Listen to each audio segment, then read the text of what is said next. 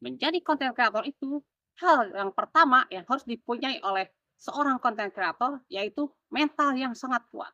Karena apa? Karena kita sebagai pemula pasti banyak hal-hal yang menguji dalam hal mental kita itu.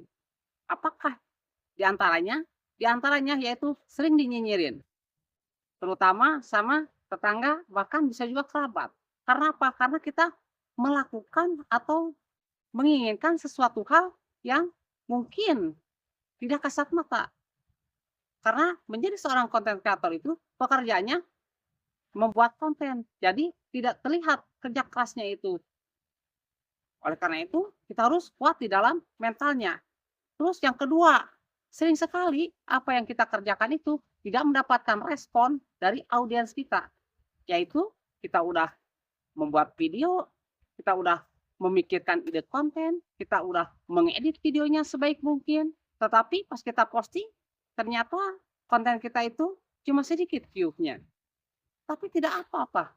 Itu pun adalah proses kita untuk menuju kepada kesuksesan. Karena kalau misalkan kita tidak membuat konten, otomatis kita tidak akan pernah menjadi seorang konten kreator. Karena konten kreator itu harus mempunyai konten. Konten kreator itu harus bisa membuat konten. Terus yang kedua, seringnya tidak ada kepercayaan kepada kita. Apalagi kalau misalkan kita mengambil tema tentang edukasi. Otomatis audiens kita itu kebanyakannya itu merasa, "Ah, apa-apaan dia berbicara seperti itu, akunya aja masih seperti ini." Nah, seperti itulah yang akan terjadi kepada konten kreator pemula. Di saat seperti itu, kita harus menguatkan tekad kita dan harus menguatkan mental kita supaya kita tidak down. Yang penting kita di dalam hati kita harus ditanamkan, kita akan memberikan yang terbaik di dalam konten kita. Apa yang kita suguhkan itu emang benar-benar ingin memberikan yang terbaik buat audiens kita supaya audiens kita itu menonton video kita itu mendapatkan sesuatu. Tapi tidak semua audiens itu berpikir seperti itu.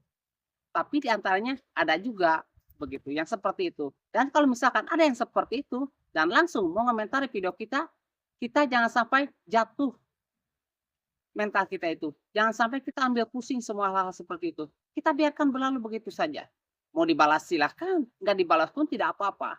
Dan kalau misalkan sekiranya dapat mengganggu mental kita, lebih baik dibiarkan saja. Nggak usah dilihat, nggak usah dihiraukan. Anggap saja komentar itu tidak ada. Karena kalau misalkan ada komentar yang miring pun, itu sesungguhnya baik untuk